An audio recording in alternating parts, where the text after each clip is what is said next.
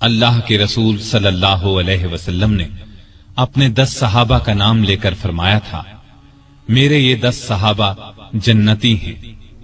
گویا انہیں دنیا ہی میں جنتی ہونے کی بشارت عطا ہوئی۔ ان میں سے ایک سیدنا عمر فاروق رضی اللہ عنہ ہیں۔ انبیاء کی جماعت کے بعد اور مسلمانوں کے پہلے خلیفہ راشد یار غار سیدنا ابو بکر کے بعد اس دنیا میں سب سے زیادہ فضیلت دوسرے خلیفہ راشد سیدنا عمر فاروق ہی کو حاصل ہے۔ نبی صلی اللہ علیہ وسلم نے ان کے بارے میں اس طرح دعا فرمائی تھی، اے اللہ اسلام کو عمر کے ذریعے سے قوت اور عزت دے۔ ان کے زمانے میں اسلامی حکومت 22 لاکھ مربع میل رقبے تک پھیل گئی۔ بعض موقعوں پر ان کی تائید میں آیات نازل ہوئیں۔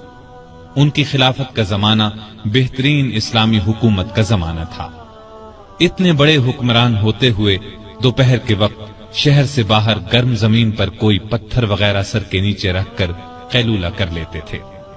ان کے واقعات اس قدر حیرت انگیز ہیں کہ سننے والے دنگ رہ جاتے ہیں۔ بڑے بڑے طاقتور حکمران ان کے نام سے کانپتے تھے، جبکہ خود ان کا یہ حال تھا کہ جسم پر کھردرا لباس ہوتا تھا۔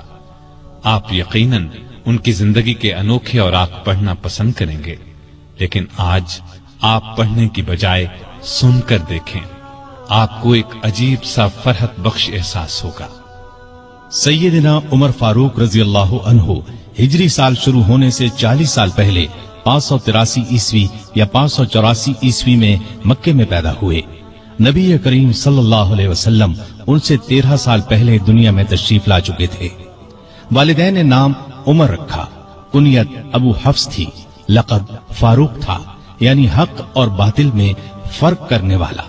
اس زمانے میں ایک روز انہوں نے رسول پاک صلی اللہ علیہ وسلم کو حرم شریف کے اندر نماز پڑھتے دیکھا تو وہ آپ کے پیچھے کھڑے ہو گئے۔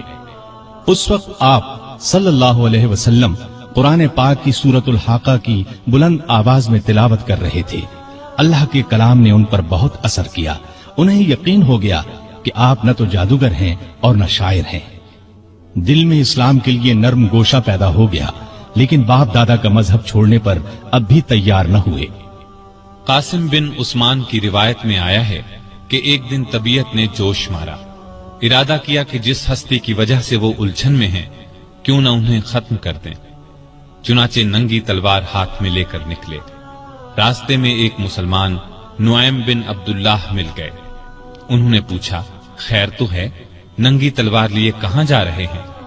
بولے، محمد کو قتل کرنے جا رہا ہوں۔ نعیم نے کہا کہ پہلے اپنے گھر کی خبر تو لیں، آپ کی بہن اور بہنوئی مسلمان ہو چکے ہیں۔ سیدنا عمر الٹے پاؤں بہنوئی کے گھر پہنچے۔ اس وقت ان کے بہنوئی سعید بن زید اور فاطمہ بنت خطاب کے گھر میں رسول اللہ صلی اللہ علیہ وسلم کے ایک صحابی خباب بن ارد بھی موجود تھے۔ خباب بن ارد انہیں قرآن سکھا رہے تھے۔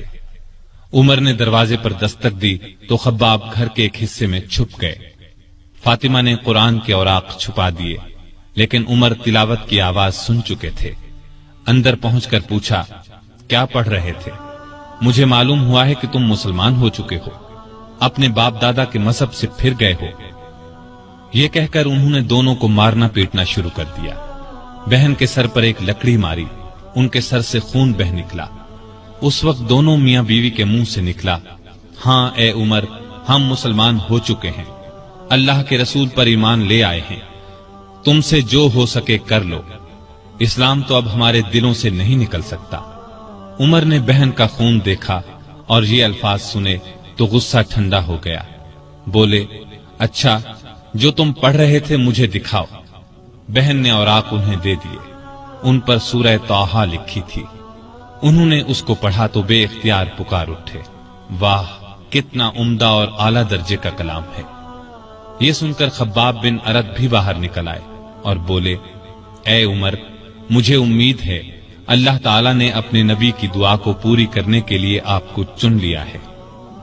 میں نے کل ہی نبی صلی اللہ علیہ وسلم کو یہ دعا کرتے سنا ہے، الہی ابو جہل یا عمر بن خطاب کے ذریعے سے اسلام کو قوت عطا کر۔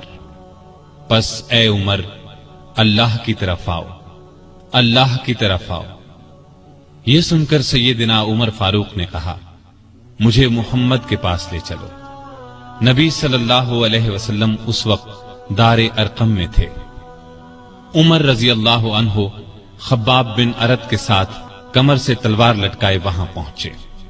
दरवाजे पर दस्तक दी। एक सहाबी ने अंदर से एक झरी में से झांक कर आप सल्लल्लाहु अलैहि वसल्लम को बताया, बाहर उमर तलवार कमर से लटकाए खड़े हैं, न जाने किस इरादे से आए हैं। आपके चचा सैयदना हमजा रजी अल्लाह अन्हु भी उस वक्त वहां मौजूद थे। ये बहुत बहादुर थे। फौरन बोले, उन्हें अंदर आने दो। नेक इरादे से आए तो ठीक, वरना उन्हीं की तलवार से उनका सर उड़ा दूंगा। रसूलुल्लाह सल्लल्लाहु अलैहि वसल्लम ने भी फरमाया, उन्हें आने दो। चुनाचे दरवाजा खोल दिया गया। उमर अंदर दाखिल हुए। आप सल्लल्लाहु अलैहि वसल्लम उठकर उनकी तरफ बढ़े। उनकी चादर को मुट्ठी में दबाकर जोर से खींचते हुए फरमाया, खत्ताब के बेटे, तुम किस इरादे से आए हो? सैयदना उमर रजी अल्लाह अन्हु ने अर्ज किया, ए अल्लाह के रसूल, मैं अल्लाह और उसके रसूल पर ईमान लाने के लिए हाजिर हुआ हूं। इस पर आप सल्लल्लाहु अलैहि वसल्लम ने जोर से अल्लाहु अकबर फरमाया। बाकी मुसलमानों ने भी अल्लाहु अकबर का नारा लगाया। अब उमर रजी अल्लाह अन्हु ने कलिमा पढ़ा, फिर बोले, ए अल्लाह के रसूल, क्या हम हक पर नहीं हैं? आपने फरमाया, उस जात की कसम जिसके कब्जे में मेरी जान है, तुम लोग हक पर हो। यह सुनकर सैयदना उमर फारूक ने अर्ज किया, जब हम हक पर हैं और काफिर गलत रास्ते पर, तो फिर अपना दीन क्यों छुपाएं? आपने फरमाया, ए उमर, अभी हमारी तादाद थोड़ी है और तुम देख रहे हो कि हम किन हालात से गुजर रहे हैं। सैयदना उमर ने यह सुनकर फरमाया, उस जात की कसम जिसने आपको नबी बनाकर भेजा है, मैं इस्लाम लाने से पहले जिन लोगों में उठता बैठता था, अब मुसलमान होकर उनके सामने जाऊंगा। इस पर तमाम मुसलमान दारे अरकम से दो सफ़ें बनाकर निकले और काबे की तरफ रवाना हुए। एक सफ में उमर थे, दूसरी में हमजा। सब ने मस्जिद हराम में नमाज अदा की। कुरैश ने ये देखा तो तैश में आ गए। उस वक्त तो कुछ न कहा। जब उमर तन्हा नजर आए तो उन पर हमला कर दिया। उन्होंने भी डटकर मुकाबला किया। आखिर काफिर उन्हें छोड़कर चले गए। ये वाकया नबूवत के 6 साल पेश आया। ईमान लाने के बाद 6 साल तक मक्के में रहे, फिर दूसरे मुसलमानों के साथ मदीने की तरफ हिजरत की। ऐसे में कुफ्फार को मुखातिब होकर फरमाया, मैं आज मक्के से जा रहा हूँ, किसी में हिम्मत है तो मुझे रोक कर दिखाए। कोई आगे न आया। इस तरह आप कुबा पहुंचे। फिर नबी करीम सल्लल्लाहु अलैहि वसल्लम और अबू बकर हिजरत करके वहां तशरीफ लाए। मस्जिद कुबा की तामीर के बाद सब ने मदीने का रुख किया। हिजरत के वक्त सैयदना उमर फारूक की उम्र 40 साल के करीब थी। उसके बाद वो 23 बरस इस दुनिया में रहे।